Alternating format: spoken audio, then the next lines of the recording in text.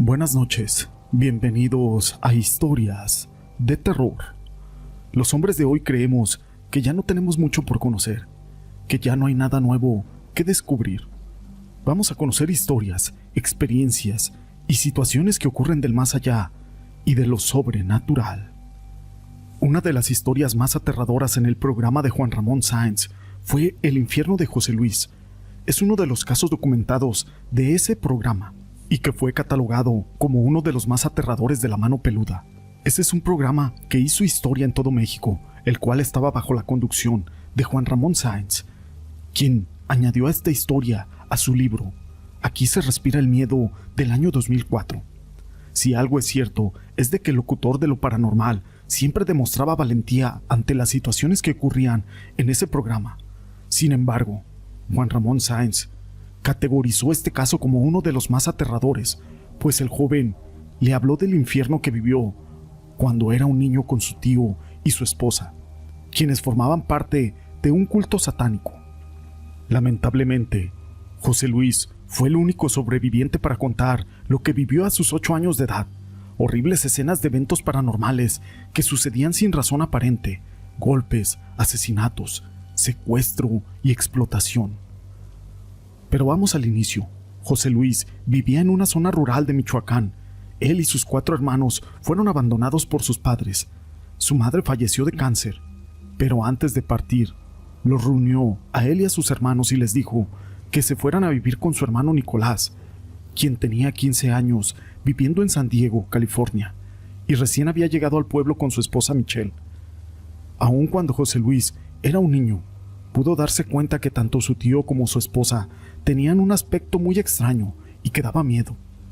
Aunque en el velorio todos iban vestidos de negro, el aspecto de esos personajes se miraba muy diferente, y fue días después que la pesadilla comenzaría.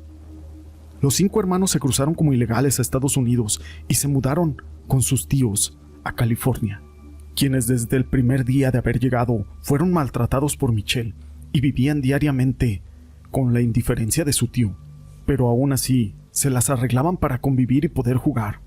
Sin embargo, todo se tornó más raro cada vez que había visitas nocturnas los días viernes y comenzaron a llegar.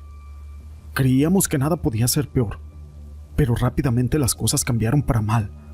Nicolás y Michelle empezaron a tener visitas de personas tan extrañas como ellos, que llegaban casi siempre en parejas. Eran gente mayor. Llegaban en camionetas y carros lujosos, todos vestidos de negro, con gabardinas hasta el suelo. Y cuando llegaban a la casa, se quitaban aquellos abrigos y se quedaban en tan solamente minifaldas o ropa interior. Siempre eran de color negro. En esas reuniones, 4 de los hermanos cubrían con mantas negras los muebles y sus 2 hermanos colocaban mesas cuadradas llenas de baldosas en el centro del lugar de aquella reunión y colocaban cosas que mis tíos llamaban instrumentos de ofrecimiento y eran obligados a encerrarse en el cuarto de la azotea. Aún siendo unos niños, los 5 hermanos eran obligados a limpiar toda la casa, encontrándose desde ropa interior hasta pedazos de carne maloliente.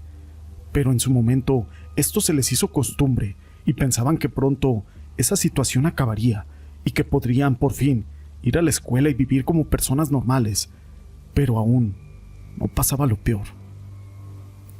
Una noche bajamos y nos asomamos por la ventana y vimos hombres semidesnudos y enmascarados, golpeando a unas mujeres con látigos, y ellas reían y bebían algo rojo.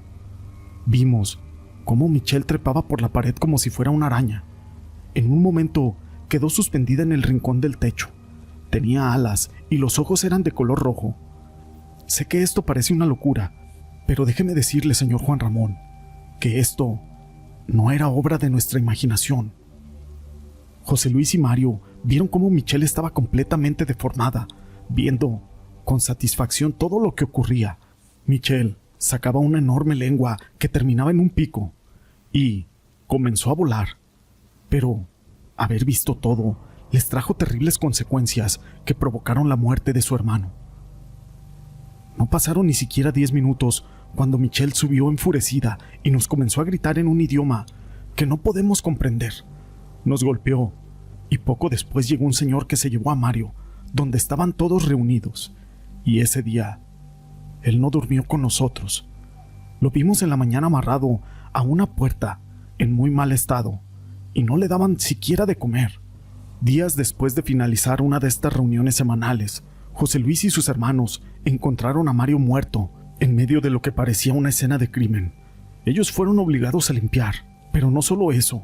Sus tíos se deshicieron del cadáver y les advirtieron que Mario había sido castigado por desobedecer y que lo mismo les podría ocurrir a ellos.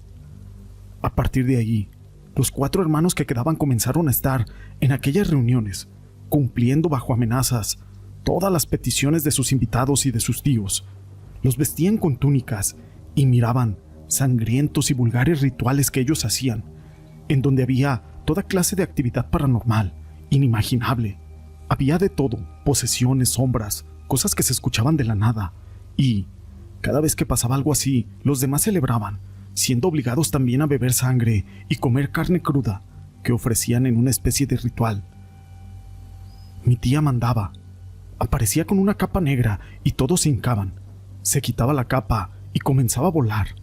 Tenía alas de color negro, su rostro se transformaba y ocurría lo mismo que sucedió la primera vez que los vimos. Había un olor horroroso, a podrido. Tan solo de recordarlo me dan náuseas. Pero todo esto comenzó a trastornar a 2 de mis hermanos.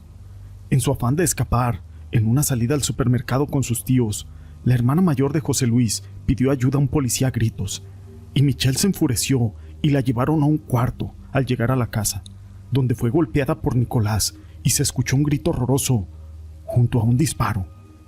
Y cuando fueron a ver a Eva, la joven estaba en una escena desgarradora y sin un dedo. Mis tíos esta vez encerraron a mi hermana en la alacena. Ella, cuando estaba encerrada, nos dijo que iba a fallecer y también nos dijo que huyéramos de ahí. Así que comenzamos a crear un plan, pero ella murió. Fuimos nuevamente obligados a limpiar aquella escena del crimen, pero entre tantos rituales satánicos, mi hermano Carlos se unió por voluntad a ese tipo de reuniones, convirtiéndose en un ser malvado, al igual que mis tíos. Ya no nos hablaba ni a Ángela ni a mí. Aparte, él gozaba de privilegios.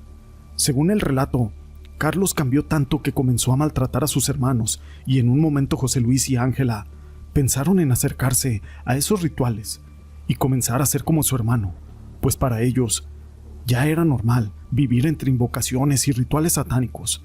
Sin embargo, recordaron cómo su mamá les enseñó a orar y pidiéndole a Dios que los dejara escapar de ese tipo de fiestas que para él eran sangrientas y asquerosas.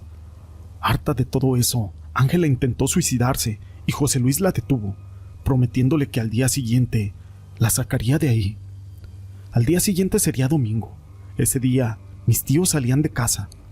Fue entonces que 2 de los 3 hermanos que quedaban vivos cavaron en el jardín para deshacerse de otra escena del crimen, sin poder escapar. Ellos siguieron intentando, y al día siguiente, sin pensarlo, hicieron una maniobra que sería de mucha ayuda. Los lunes pasaba la basura en la mañana, y el camión se estacionaba al final de la calle. Así que se nos ocurrió llenar unas bolsas con periódicos y ropa, y las escondimos en el patio. Mi hermana sacaba la basura, así que abrió y sacó aquellas bolsas que tenían basura. Y Ángela y yo tomamos nuestras bolsas. Así esperamos a que mi hermano se adelantara, y después de él caminamos. Estábamos seguros de que nos atraparían. Carlos, extrañado, quiso apoderarse de las bolsas, pues él era el encargado de sacar la basura y el único que tenía autorización para salir de la casa. A lo que José Luis dijo: «Tienes que traer las otras, todavía faltan, y no podemos con todas». En ese momento Carlos corrió por las demás, y José Luis y Ángela corrieron sin parar, hasta que se encontraban lejos de ahí. En el 2004, José aún era acechado por las sombras y el oscuro recuerdo de haber sido parte de un culto satánico.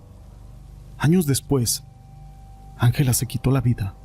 Carlos fue internado en un hospital psiquiátrico y Nicolás y Michelle murieron en prisión por sus crímenes. Fueron acusados de múltiples asesinatos gracias al testimonio de José Luis. Esta historia es real y está plasmada en el libro Aquí se respira el miedo, del año 2004, del señor Juan Ramón Sáenz, que en paz descanse. Esta historia la quise compartir con ustedes, Si les ha gustado, déjenme su pulgar arriba.